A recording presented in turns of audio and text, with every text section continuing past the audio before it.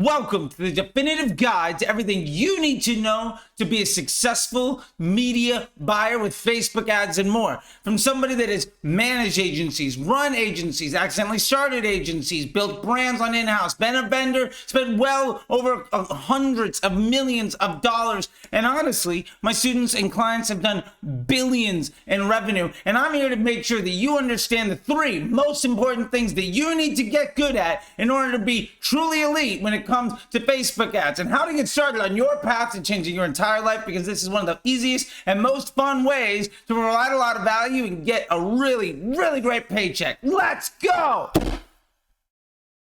First off, I just want to say thank you. I know you could be literally anywhere on the internet right now and you've chosen to be here, and I really appreciate it.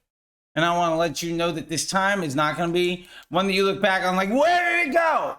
So we're going to dive into the three biggest things that you need to understand right now. And if you value this stuff and you really enjoy it, it would mean the world to me if you could share this with one other person.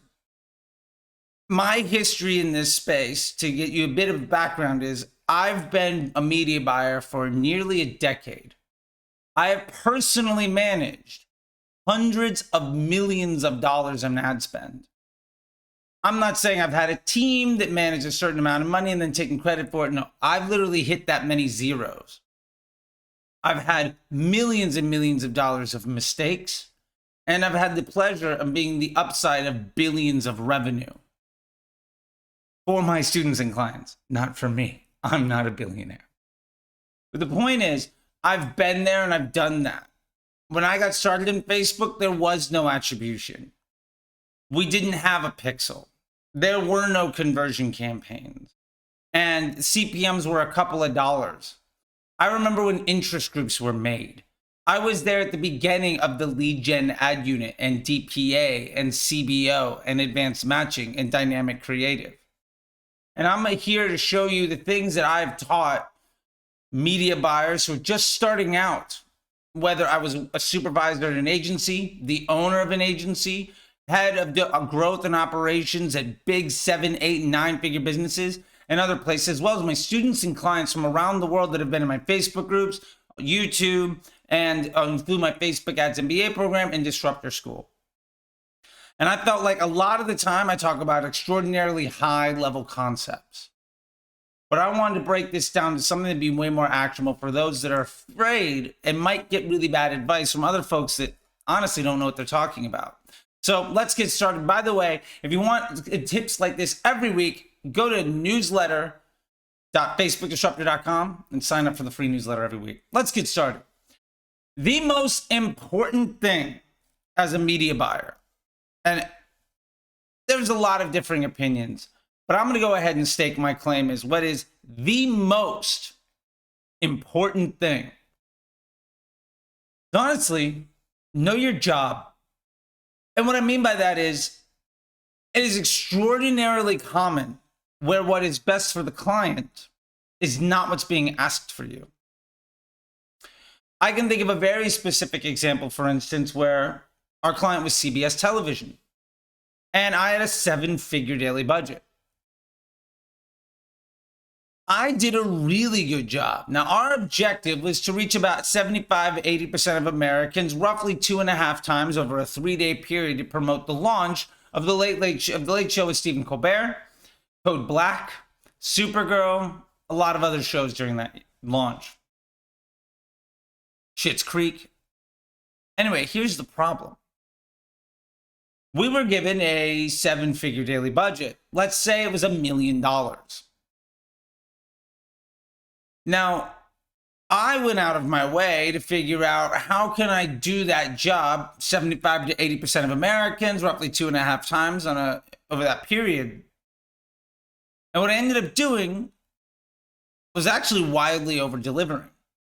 Now, at the time, what we did was use a reach and frequency campaign. It takes you about half an hour. You set the thing up, you get it going, you load up the creative, you make the buy, done.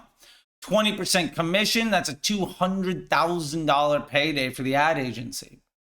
Now, mind you, at the time, I was making about $75K. So, not nearly. Like, we're getting an idea of the impact here, right? So I made this mistake about 4 times that week. instead of setting up the reach and frequency to get a 2.5x on 75, 80% of people, I did a manual bid and accelerated delivery and some other tricks. I actually got to about an 85% share of voice at a frequency of 3.5 to 4. Well, here's the problem. Facebook literally stopped spending. I had reached too high of a frequency against my entire audience. Now, I did that at about 800 grand, not the 1 million. So me as a media buyer, I actually over-delivered and saved the client money. However, what I did was not my job. My job was to make the person that hired me look good to their boss. And that's your job as a media buyer 100% of the time. Because ultimately, there were two really big negative impacts that occurred immediately from this. The first was the ad agency lost a large amount of money on commission. Over the course of the week, I literally cost them over half of my annual paycheck in commission. That's a problem. And then CBS, the television organization, the guys and women that hired us to do the work back, this is when I was a director at Omnicom, supervisor at Resolution Media, the performance division of Omnicom, when I was directing the CBS account. The person that hired us went to their boss and asked for $1 million. We did the job for less than that. Ultimately, that made them look bad to their boss and made it way more difficult for us to get more money moving forward. Now, in retrospect, I worked about 3.5, 4 hours per account to really hack the hell out of this thing and do the absolute best job for the client. Which means I worked about 10 to 12 times harder than I should have to ultimately hurt the relationship by over-delivering and doing effectively a good job. Now that's one example. But the point here is understand what your role is. A lot of times people hire ad agencies or they hire media buyers because they want good results. Now, as a very sophisticated media buyer, I can understand that maybe the best thing isn't to get a good ROAS because cash flow at a higher volume is a much greater need for the business. But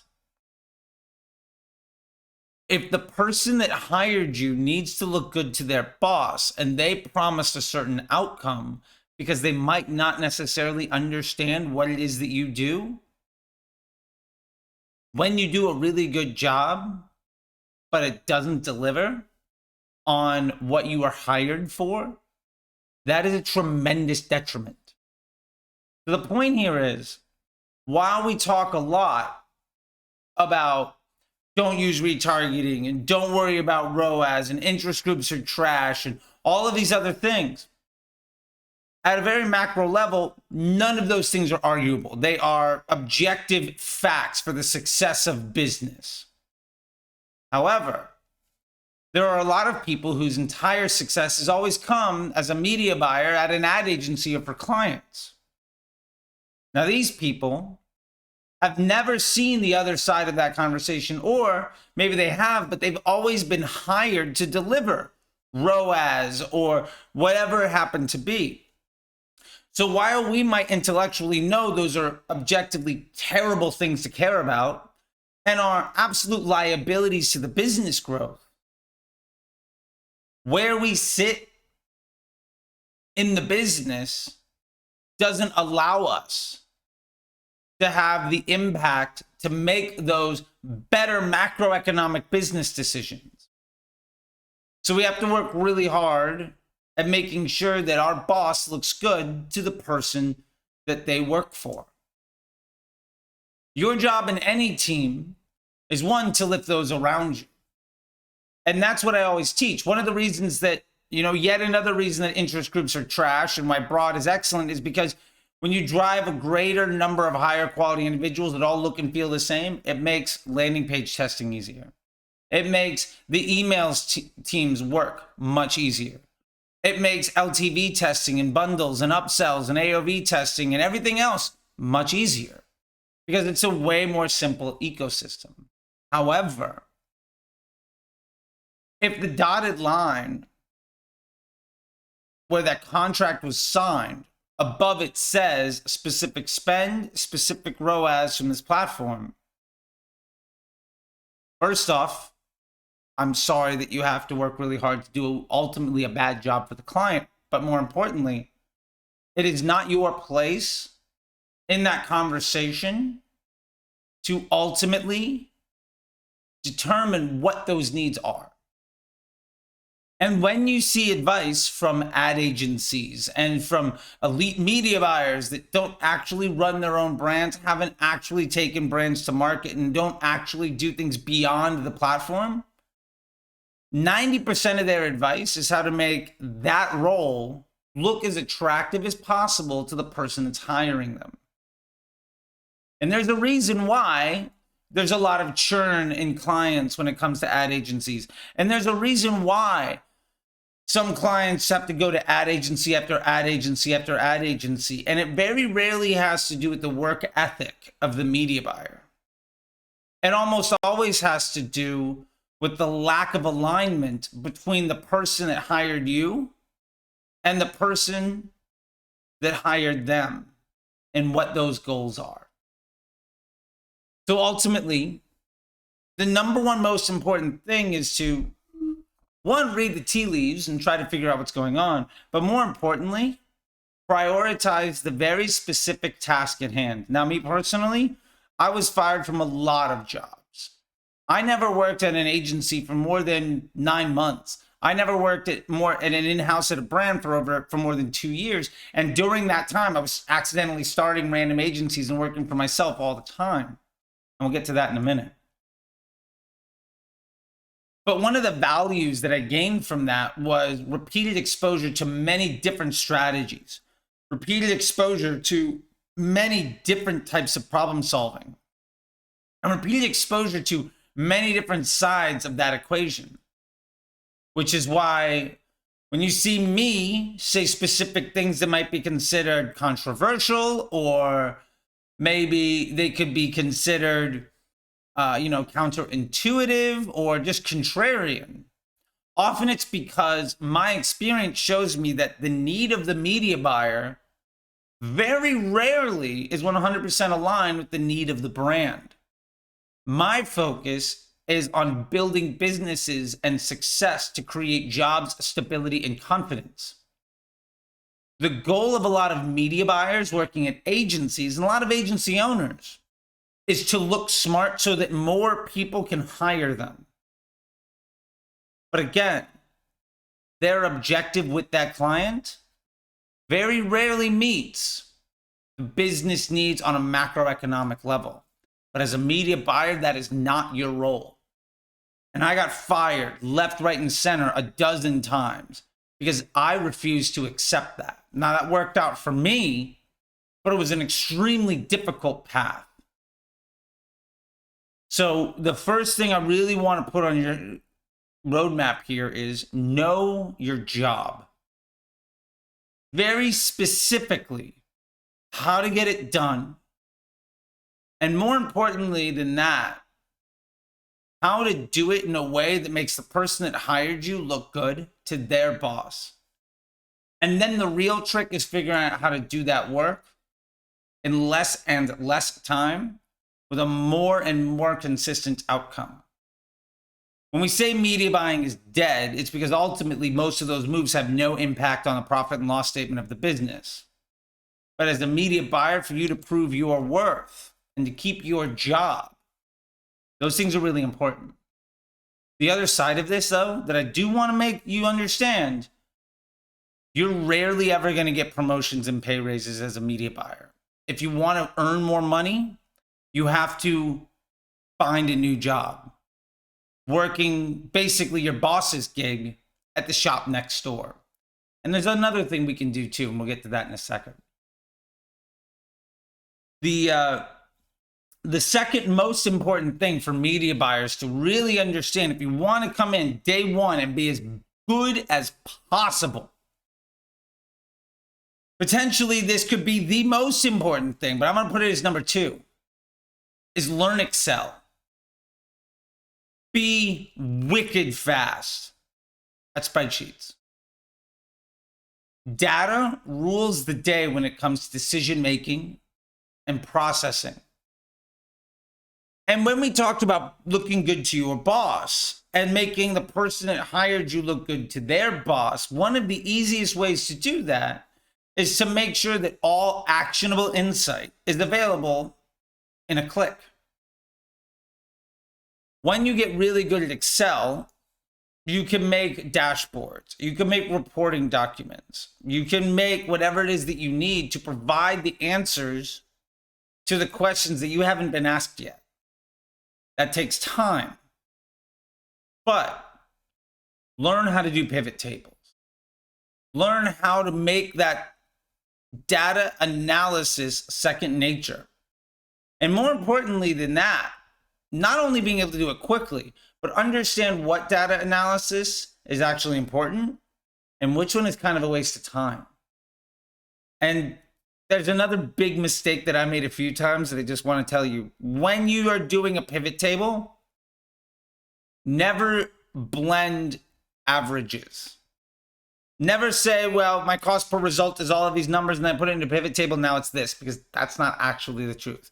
Do the math if it's a cost per. Only use raw data and then make new columns to do the math for you, because averaging averages is a tremendous mistake.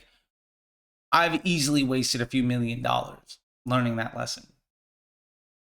Now, when we're talking about learning Excel, there are really 3 things that you need to understand. One is pivot tables. Get really good at it. And it's actually really, really easy to do. Go onto YouTube, figure it out. The second thing with pivot tables is the display of the information. Oftentimes I see reports from agencies where it's just a line. And then I say, okay, well, we did 17,000. Awesome. How did we get there? And it'll take a day or 2 for somebody to write me back an email to give me that answer. When you are giving an answer inside of a report or delivering information to somebody, what I highly recommend is that you have inside of your Excel spreadsheet or your Google Analytics or whatever it is that you're doing, Google Sheets or whatever, have a tab that is all of the right answers, but include how you got there in that document. That way, when somebody says, oh, we got to this, how? That answer is available. One of the most infinitely valuable things that you can bring to the table is an elimination of wasted time. Anybody can do the job of media buying because it's extraordinarily simple. It takes another level of thought process to be able to provide data that is actionable and access to answers in a quick fashion. So learn Excel. Number 2 in that list is, when we're talking about display of information and we're talking about everything else, one of the other things that's really important here is to make things aesthetic. Numbers inside of a spreadsheet are ugly as hell. So one of the things we can do is start to dominate color coding, make things work, thick borders, non-thick borders. You don't need to spend a lot of time on it, but make a standard report that works for you. And when you make a standard report, next time you have to do one, you could literally just copy that standard report and replace the raw data. And then that report that took you 2 hours to do the first time takes you 10 minutes to do the second time. And you get really, really good. And you're fast.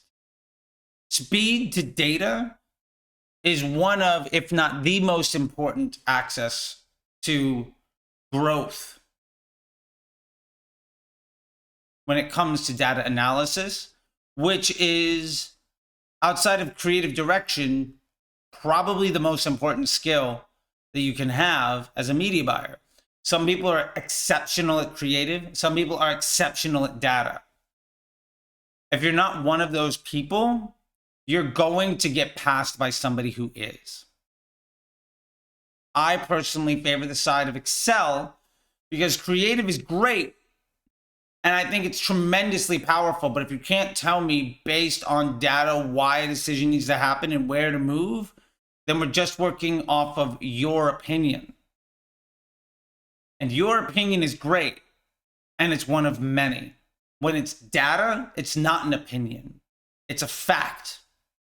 And there's a big difference that you see me often go off online with people inside of YouTube or Twitter or Instagram where they give opinions.